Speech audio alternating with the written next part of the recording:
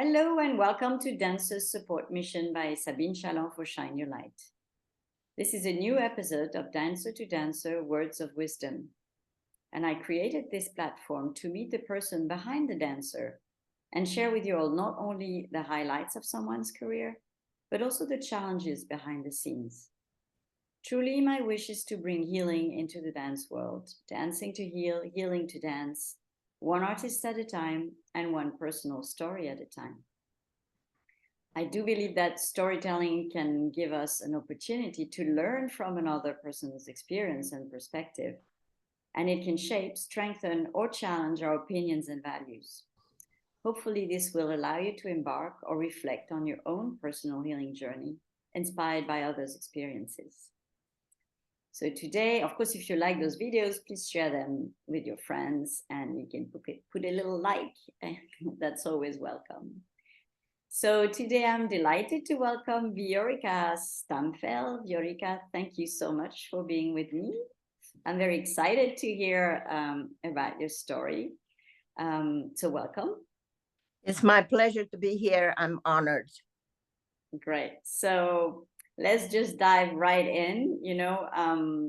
I usually ask my guests how they started ballet and why they started ballet. So let's do just that. Would you tell us? So yes, I was fortunate enough. My parents were on diplomatic corps in the Czech Republic, and they took me to see a ballet, Swan Lake. This is a typical story that I saw these beautiful girls on stage, and what attracted me the most, I must have been 4 years old, maybe 5. And they had beautiful pink legs, and my legs were blotchy and dark. And I wanted those beautiful pink legs from the age of 4.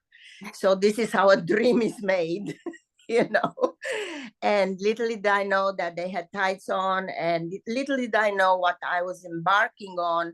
But as I was telling you before, I loved being that kind of beautiful girl in my vision from the get-go. And I was fortunate enough also to have some scoliosis that needed to be corrected when I was, 10 years old. And my gymnastics teacher told my mother that I'm very graceful and they should put me in a dance school. And luckily enough for me, the dance school that I got in was by audition only, was a professional career-oriented dance school in communist Romania at the time. There were no little, businesses, and ballet was not something you do for fun. And this is, do it for real. Fun. You do it for real. You either do it and you get through the grueling experience, or you don't do it. And so Viorica, you are from Romania, right? I was born in Romania, communist Romania. Yes, let's not forget that. Which was, fortunate enough, because once I started dancing, first of all, I had the best teachers, because Romania is next to at the times of Soviet Union, and unfortunately or fortunately, they're still the best in the business. They have this tradition of excellence from the time of Tsars. And, I don't need to tell you, the history of ballet was, made in that era in around that place, not to... Some will argue that it was in France, so be careful. Not to exactly. I'm not going to tell you that was not started by Louis XIV, and for sure, France. To this day, it's a contender. Mm-hmm. But I was not near France. I was near Soviet Union. And my story also includes the fact that because of that, I had the best of education. And, we didn't love being next to the Soviet Union, but we loved the teachers. And so that kept me out of trouble. So this is how I started. Were those teachers actually Russian, or they were trained? I had a lot of Russian, Ukrainian, Bulgarian, with very strong ties to the original. people that danced in a ballet russe, you know, not to forget that part, you know, and the history of ballet, it's so commingled between, you know, the French, the Russians, the you know, all these other areas, Italians. We all have the school that came from this collaboration between all these schools, and I'm familiar with all of them. Mm-hmm. And I think, in my opinion, there's only one problem with distinguishing between these schools, is that some ballet is good training and some ballet is not so good training. I agree. Yeah. So I am telling you, I was fortunate. I didn't know what I was getting.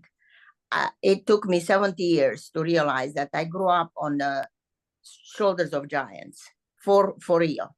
Mm-hmm. I mean, absolutely a roll of the dice, and I'm very grateful for it. And I'm very eager to pass it on. Mm-hmm. I'm so, you know, I'm so clear that I don't give the, you know, run of the mill. I give depth.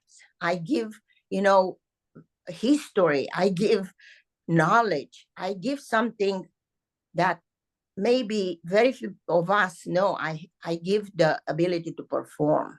Mm-hmm. To perform no matter what. No matter what, you know, that ability to, you're on stage, you give 120%. And it's difficult to train in this day and age in that way. Yeah. I'm really clear that we evolved, and the evolution, I'm not going to say it's good or bad, it's what it is. I encounter in my students this desire to not work hard for their dream. Well, it's the instant gratification, right? It's like everything is so instant that, you know, actually, I think learning ballet right now is the best education you can give anybody for anything else, not just for ballet, but for life. Absolutely. Absolutely. This is what, you know, from my looking back at my life, you know, how life is learned backwards, you know, but when you go forward, you don't understand all the things that are coming at you. And the older you get in this career, the more difficult it becomes. You know, when I look back now, I say to myself, at every point in my career, I had someone who supported me, who gave me the insight, who gave me, and you know, this is what it takes, a village to raise a child, right? Yeah. Well, I had a village, and not just my parents, I had my teachers. And I didn't know at the time. I didn't understand what I got. And, you know, I was very focused on ballet. Ballet was my love, and still is. The structure, the ability to focus on one thing at a time. And I think it takes a certain type of mind also. I think ballerinas and ballet dancers are super intelligent. And, you know, it took me a while also to understand that. I may not do computations and numbers, but I count in eights, right? We have this joke about us. We only count in eights and multiple of eights, but, you know, eight is not easy to work with. So it's we're being shaped in a certain way. So this is the wisdom of years and years and years of looking back at what my career was and understanding what it took for me to succeed, to actually have a dream come true. And it sounds wonderful in books and everywhere.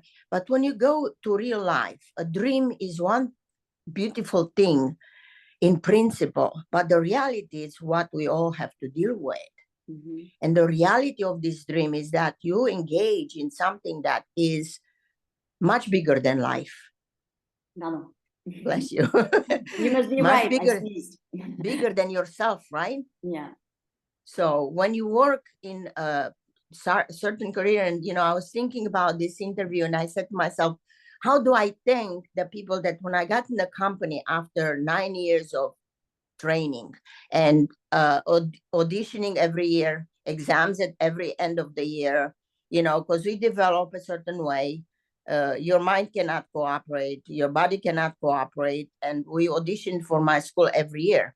After 9 years, I was lucky enough to get an apprenticeship in a company, the premier company in Bucharest, Opera Ballet, which is still one of the best with all the problems and evolution. But I got in there and I was thrown in, I think was the snow in Nutcracker. Had no idea what I was doing. And three girls took me by the tutu and really put me in the places I needed to be. Yeah. And I have to tell you, I'll never forget that. That was my, Baptism. How do exactly, Baptism. exactly. And I remember going home and telling my mom, if this is how it's going to be, I'm not sure I can do this. And my mom said, you have to be patient with this. Be patient with yourself. It's going to be different next time. And it was. So, but how was it in the school for you? How did you experience the school, The school was, we were fortunate. It was a castle. I grew up in a palace. It was a beautiful building that was appropriated by a communist organization and given to the dancers. The ballet school was actually somebody's home with 2 levels. I have goosebumps when I tell you this.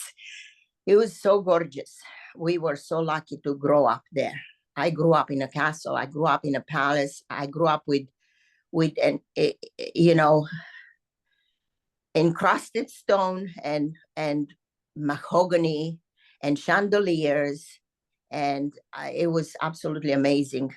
And I didn't know that not everybody had that.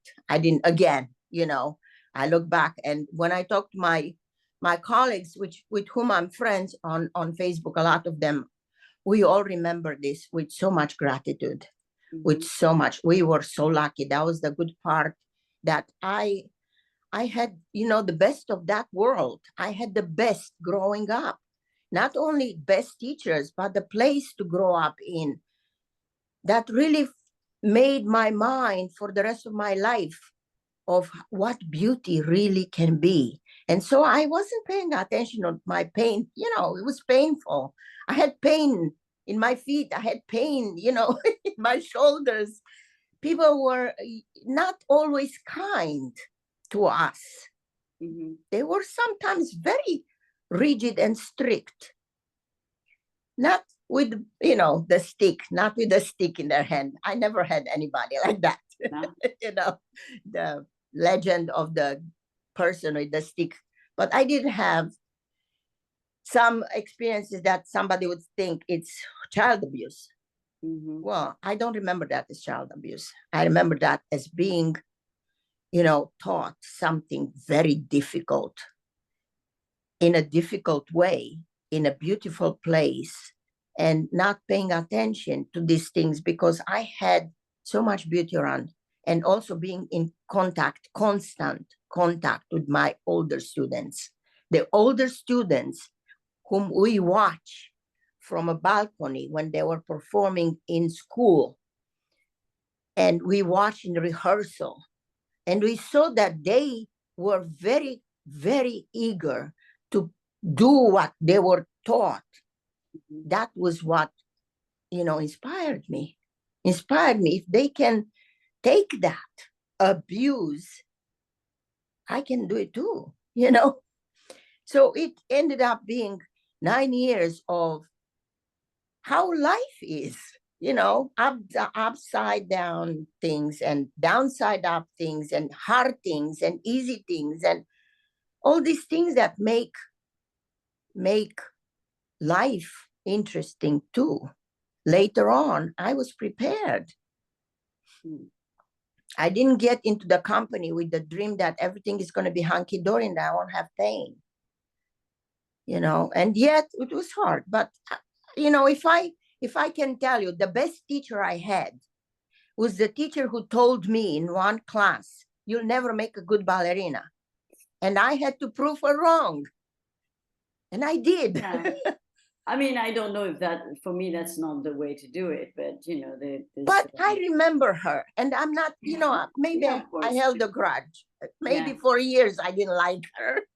Yeah. But here I am, 71 years old, and I think she gave you a goal. Prove her gave wrong. me something to strive for. Darn, you know. Yeah. If she tells me I'm not going to make it, I want to show her I can. And that's what it takes. If you think about it. Yeah. That's what it takes. I don't agree with this actually, but you know, it's like, I think it's more about awakening, you know, in the kids, the desire to do it, you know, and I think there is a way to do that other than putting people. For sure. And we all evolve, and I would never do that to a child. I would never do that. So you see, you give something even better, because with your experience, you still give them the quality. I would never say something like that. First of all, I don't have a crystal ball. Yeah, exactly. Second of all, I hated her for a long time. I don't want to teach with hate. I want to teach with love. Yeah, exactly. So that's a choice I have. But because she gave me that insight, I have that choice. You know what I mean? It's like seeing the two sides of the coin, seeing the two sides. For me, that I think it helped me, of course, choose now what I give to my students. And I'm fortunate that way, because I also can tell you, you know, I have two daughters. I had one in Romania, and I had one in the United States. And I understood what it means to have a child and a baby and enjoy it, only because I had my second daughter in the United States. I didn't understand the joy of parenthood and motherhood, because in Romania, there was no joy outside of my career. And when my career ended, because there was no joy, I had to get out. Okay, so let's go back to the story, because so you joined the company. Your first experience is as we say, is the snow. and then what? And then they started teaching me, so I had time to learn. So next time, indeed, my mom was right. I got into the corps de ballet in I think it was Swan Lake, yes. And because I'm not tall, I'm short, I was the last one. And my choreographer yelled at me because I was sticking out. And he yelled at me and he said, "You're not a prima ballerina yet. You have to be invisible." So I became invisible in the last corps de ballet. And, you know, it's a very common story. I wanted to be in the front all the time. I wanted to be in the front. And if there's a will, there's a way. And little by little, I started learning soloist parts. I just started learning. And, you know. By yourself, or you were invited to learn them? No, by myself. By myself. By the time I was invited about 3 years later, well, I went to a competition in Bulgaria, the famous Varna competition. And we didn't do very well. We weren't trained. We weren't prepared well. But I got some experience and I was sent there. So I was invited to do that. And then later on, I went to Japan and we placed up 9th place, you know, in the first 10. And so we got medals and everything. And when I came back from that, I had some, you know, strong bone. And so that was when I was invited. By the time I was invited, I knew what it took to be a friend in Coppelia, which was one of the first things I danced. Then take a place of one of those variations, solo variations. I think the American story is different because it's Prière and it's the L'Aurore. I had another one that was also solo, and it was a very difficult technical one. And I took the place of a soloist because she had an accident, broke her ankle, they threw me in. And that pretty much opened up, you know. Unfortunately, this is a story that's very common. You know, you just get your break because somebody broke something, you know, no pun intended or intended. Yeah. I'm still friends with that woman, and we're now thinking about this. You know, it was okay for her because she was very tired and she needed a break. And so I got that. And from there, doing well in that part after a very short period of rehearsal, like really, I just got in because the choreographer, same Oleg Danovsky, asked me, do you think you can do this? And I said, yes. Boy, how did I say yes? I still don't get it now, but I did say yes. With ambition and youth. I didn't know at the time that was my break, you know, that was my breakthrough. And I broke through, and I got very good reviews. And, you know, after that, I was able to travel to Italy. And for the first time, I got that being a ballet dancer takes something, because in Italy, they threw flowers at us. And I have to tell you, Sabine, in Romania, flowers were very expensive and not available. So I said to myself, how can they throw flowers? You know, I experienced something that for the first time, the validation of what it takes to be a ballet dancer in a country like Italy. I was, you know, an amazing experience. Although you had all the palaces and to live in, you know, already. So you had that part. Interesting, you know, that's a conundrum. We had the palaces, but no flowers. And very little food, which was good. But anyway, so when we came back from Italy, I also got a very good review in Italy. Very good. My partner and I, Marin Boero, who got the gold in Varna by himself and got, you know, went to Moscow and got, I think, silver or gold. I don't remember. It was after I left Romania. So anyway, after that, I got the Four Little Swans, which was a very big thing to get. And then I got Esmeralda. And then I got little parts in waltzes and divertismentos and things like that. And, you know, in opera, I danced in Verdi. And eventually I got Sleeping Beauty, which was my dream. It was my dream. I never wanted to be a swan, you know, believe it or not, except, you know, the Little Swans, which was great.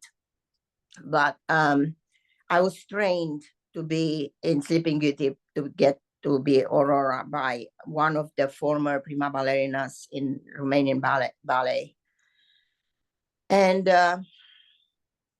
also Oleg Danovsky, which was our premier choreographer. He was absolutely wonderful. If you talk about anybody in that part of the world, they know him. You know, in the United States, people know very little about that, you know, side of the world. And he prepared us. I danced with Marin Boero, and then I danced with two other guys that were, you know. And that's the thing with the Russian system, is that the way they prepare people for principal roles. Yes. It's a very different, it's absolutely, it's like this is the way to do it. You know, you have a male instructor, a female instructor, they work together to give you the, you know, 360 angle of the role and what it takes to do it as a partner and as an individual. And that's yes, I mean, that's what I remember the most from Russia. For me, it was so fascinating. Yes. You know? If you now you mention that, when I was training in pas de deux, you know, the guys had a teacher, a male teacher, and we had one of the female teachers, and, you know, they worked together and they were friends, and they were very, you know, it was very inspiring to see them dance, even though they are much older. But I didn't realize that not everybody is doing it that way. You're absolutely right about that, you know. And it's difficult to get guys in this world to do ballet. In Romania, ballet was not for women only, just like in Russia. And I'm sure, you know, there are so many French ballet dancers. Jean-Pierre Bonfou, right, who's still teaching in the United States. And I saw him dancing. I mean, if you tell me that that is for women, he was such an athlete. That's crazy. So this is, I grew up with that kind of mentality. And when I came to the United States and I realized how different it is, it took me a long time to get, oh, you have to bring it down a little bit from your idea that these people are on a career path. Because I didn't get that not everybody here is doing ballet to be a ballet dancer. And you were there to show them, to teach them. And that's the whole. Yeah, exactly. And to share your experience and to share, but it took me a while. It took me a while to get that. Yeah. And I have to tell you, I'm glad that when I started teaching in Boston because I came to Boston. And when I started teaching, I was very strict and I was lucky enough that they needed that. They wanted me to do that. Mm-hmm. And I was also not speaking the language very well. So, I was showing a lot. I was showing. So they appreciated that. But I got from one of the mothers, hey, they don't necessarily need to be ballet dancers here, do they? Yeah. I got that. And I was grateful that she said that. Because it said to me, oh, just because you had to do auditions every year, it doesn't mean that it's the same here. Yeah, exactly. Yeah, it was a little bit of a culture shock, coming to. So when did you leave Romania then? 1981. And 1981 was the 3 years before the revolution, before the regime fell. And I didn't know it was going to fall. But by then, almost every single woman in my company got pregnant. And this was a way of showing, we're not doing what we want. We didn't have any classical ballet repertoire. So what we had was communist propaganda and dancing on cement. And none of us wanted that. So I had a beautiful baby daughter. And, my husband at the time and I decided that by the time she's school age, we have to get out. And I was fortunate, like I said, to have relatives abroad, and that was part of why actually they wanted me out. So I decided my career was not going anywhere. So if my career wasn't going anywhere, raising a child was uphill battle. There was no basic things to have. So, with all my regret, I left everything. I left my friends behind. I left my life. I left everything, my parents, everything, my mother. So when I came to the United States and I arrived in Boston and did you have to defect or did you do No. No. I asked to leave and they wanted me out. See, I'm Jewish. They didn't want Jews. They didn't want Hungarians. They wanted a, ethnical, clean Romania, if you can understand that. So hard to understand. Yeah. But I had relatives in Israel and I had relatives in the United States. So I was lucky again. And I didn't know it at the time. States consciously, or you could have gone to Israel as well? I could have gone either way. But at the time, the United States wanted us and my cousin wanted us. So I was lucky. I ended up in Boston with my daughter and my ex-husband. I have another husband now. I'm married for the second time. But we were very lucky. And I hope to continue my career. Little did I know that having a child who needed to adjust. She was 2 years old. Yeah. I could have adjusted, but she didn't. And asking a 2-year-old, they don't know what they want to do. They don't know what they want to do. They only say how to say no, right? That's the no. Exactly. Exactly. All right. So then you started your teaching career and decided to put all your experience at and I started teaching in Cambridge and I had the culture shock. And I'm glad, but I'm also happy that I didn't give up completely. I was so full of regrets for losing this part of me, that big identity, that I wanted to stay away from it completely. And I did for a year. Well, sometimes it's healthy also, because as you say, you do a step back and you can really understand how much you needed? Well, I don't know how healthy it was. It was definitely necessary. Yeah. It was necessary. Okay.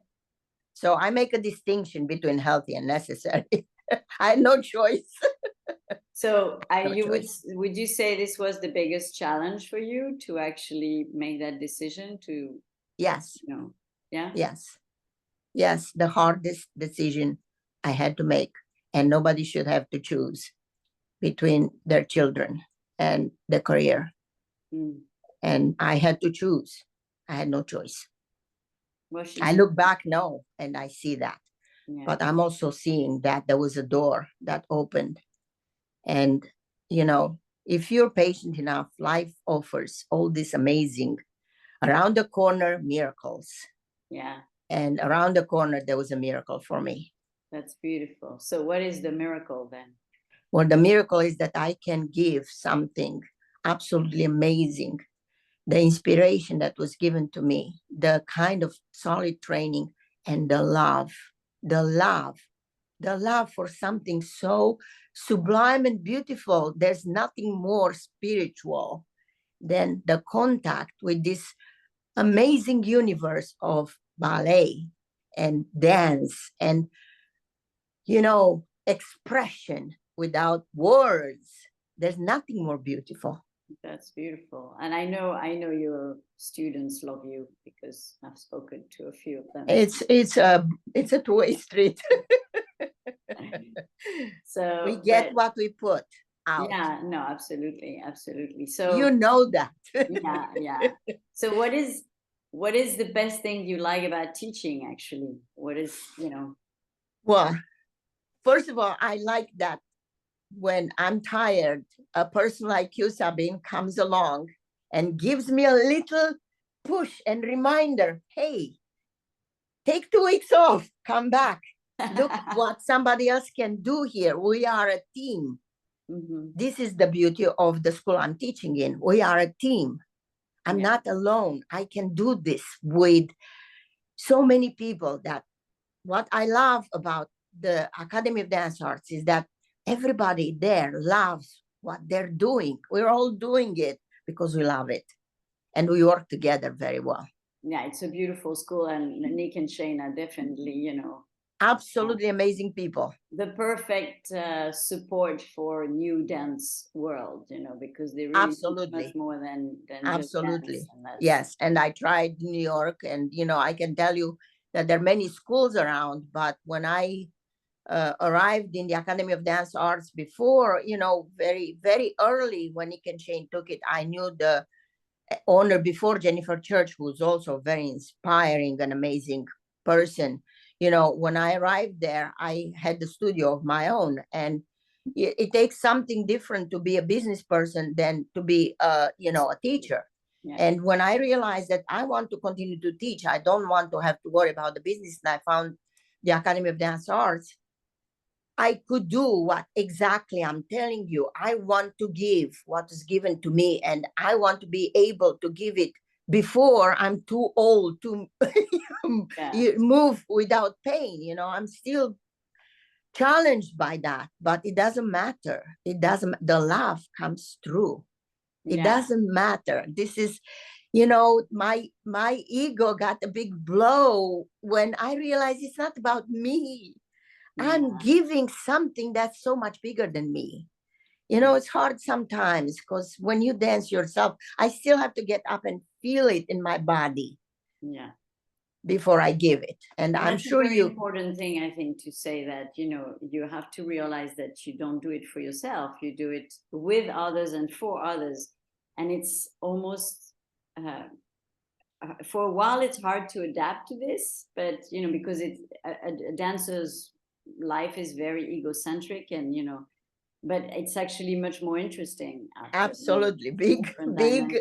It takes something to be on stage in front over there at the ramp, and in the lights and everything, and then you have to put that part aside and realize that there's, like you're saying, put that aside and give the love and give the ability to correct someone without them thinking that they're doing something wrong. It's very fine line to navigate. And yes, it's so much more than just ballet that I'm teaching. It's so much more. It's life. It's, you know, how do you struggle through, you know, downs. The ups are great to go through and you feel wonderful when you're up. But when you have an injury, you know, Francesca, that you know, she's injured. How do you struggle through that? And I'm coaching her now to get beyond that. And how amazing is that? Yeah, That she's talking to me about it, because I know what it takes.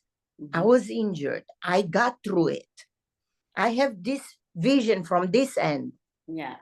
Okay, Viorica, I have to wrap it up now. So great. Tell me if you have one advice to give to a young dancer today, a dancer who wants to be a professional, what would that be? Embrace the mistakes, embrace the struggle, and don't give up before you find the miracle. It's right around the corner. There's a miracle waiting for you around the corner through the struggle. Nothing grows in a comfort zone. I love that. Nothing grows in the comfort zone. Okay, beautiful. I just want to touch, because we have a couple of minutes. I also saw that you were a painter, a beautiful painter. So, it's one way of expressing the same part of my spirit that needs to come out. So I think the same part of the brain. Too. Yeah, it's you know, it's nice to be you know, multi-dimensional, you know, in every way actually, and also in it's a need. It's a need we have to express. Yeah. Wow. Okay, well, thank you so much for that beautiful. Thank you, Sabine. I enjoyed talking to you very much. Thank you. Me too. Bye. Bye.